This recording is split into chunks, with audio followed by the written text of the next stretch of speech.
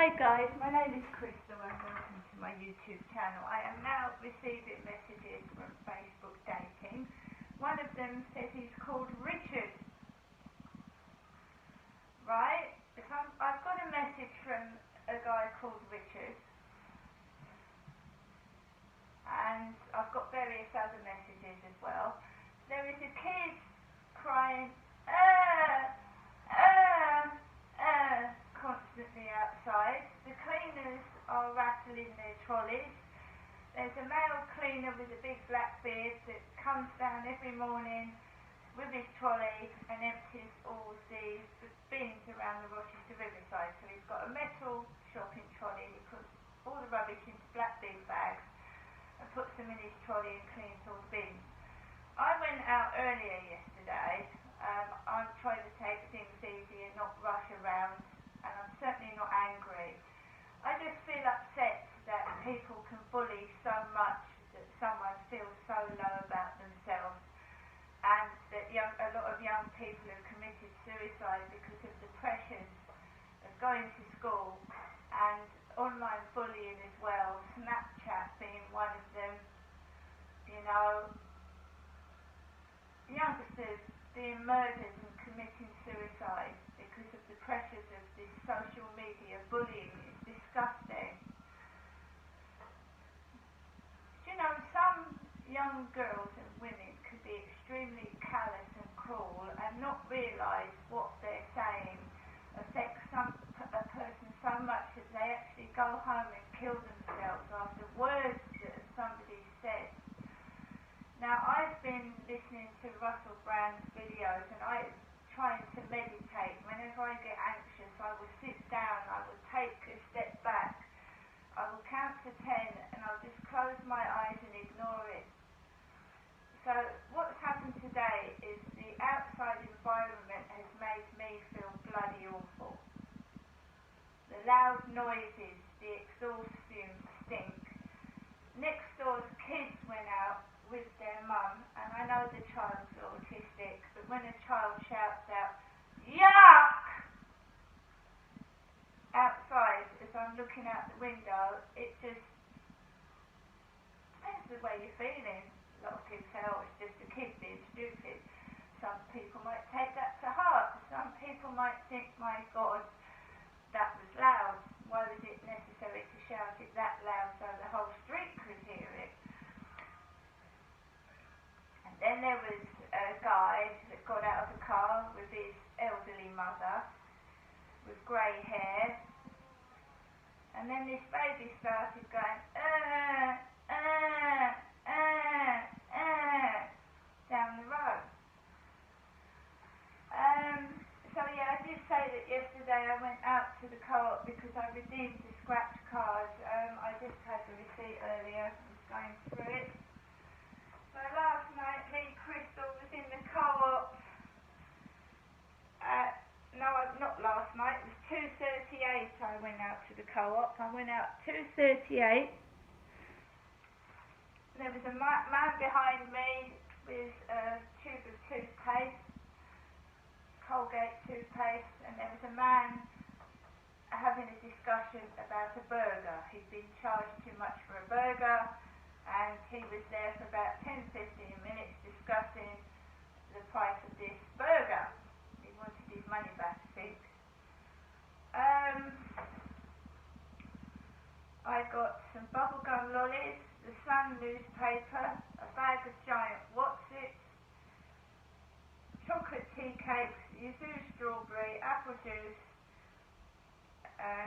crunchy bar cakes, and I ate a sausage cheesy bean bake for my lunch. Alright. So I had something to eat yesterday. I can look after myself. As I said, if I was so mentally ill and incapacitated, wouldn't it be disgustingly awful to be just left abandoned into your home? As I was when I was a child, when I was being beaten and assaulted by my own father. I was left in the flat alone with him several times. My mum was used to go into hospital 3 weeks at a time. My father would force me to cook him dinner,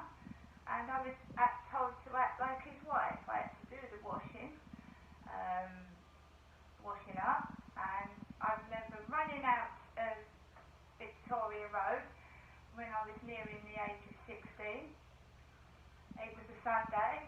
My mum was in a mental health hospital, and he was using me like a slave. He was saying, I want you to wash up. So I started washing up. Now I want you to cook my dinner. Started cooking his dinner. I want you to do this. And I said, Dad, I can't do all this at once. And I got a barrage of abuse, and I ran out of the house towards where the library is now, and I just shouted to God, can someone help me please? And the place was shut. Obviously it was a Sunday, and I had to return to my dad, who was abusing me, because there was no help. There wasn't Childline back in the 80s. There was no Childline, not in the early 80s, late 70s. There was no Childline. There was no one to contact. You know, my mum's family had been told that my father was doing things. They didn't believe my mum, therefore they wasn't going to believe me. And I was in a terrible emotional state of distress. And at the age of 16, I took an overdose because he was trying to instigate full-blown sex onto me. I tried to top myself in my workplace. And when you're 16, you don't realise how precious life is.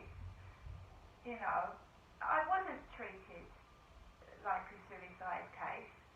I was taken to a hospital by one of my work colleagues. When I was left in the hospital, no one was there sat with me. I don't know if my stomach was pumped, I can't remember. They'd asked me how many paracetamol pills I'd taken. And they drove me back home.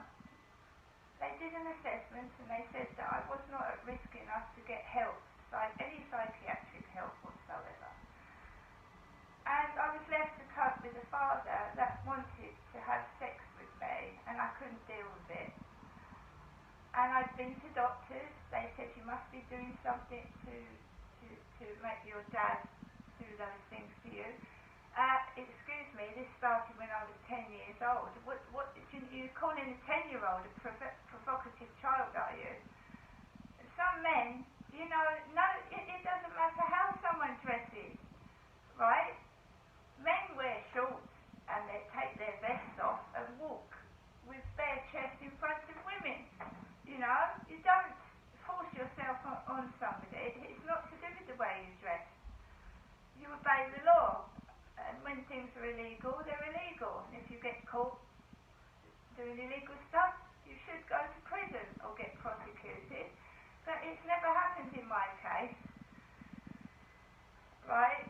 And women should be able to dress like a woman because it's, you know, a man, it's no excuse for a man to attack a woman by the way she's dressed. And I've watched that film where she was gang raped in a pub, and you know, all the bystanders were watching this poor young woman get raped. And it's the people watching and joining in that are just as guilty as the perpetrator that is doing something to someone. So I'm just trying to say, right, it's the people that are joining in who are just as guilty as the person that's instigating it, right? They're as guilty as the perpetrator. And in that film, some of the bystanders that were watching were charged with crimes because they didn't do anything. They didn't get on their phone and call the police and say this poor woman was being raped. They were just watching.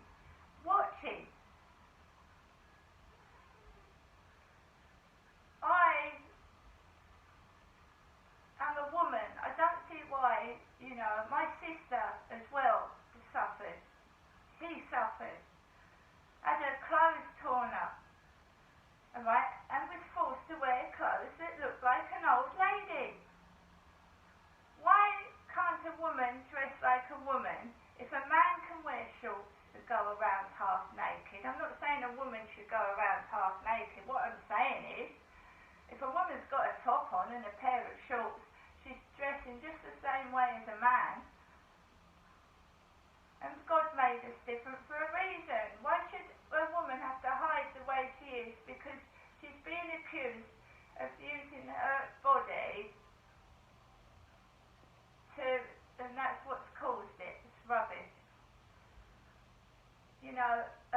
father knows his daughter is his daughter, right?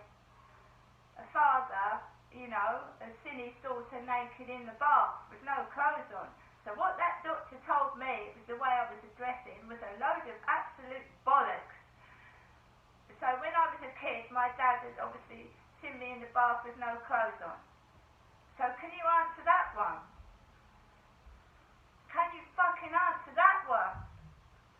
All the bollocks I've been spilled by the doctors over the years. Before it's got to the stage where I find myself by my fucking self with nobody, in a terrible state inside my head, thinking it's all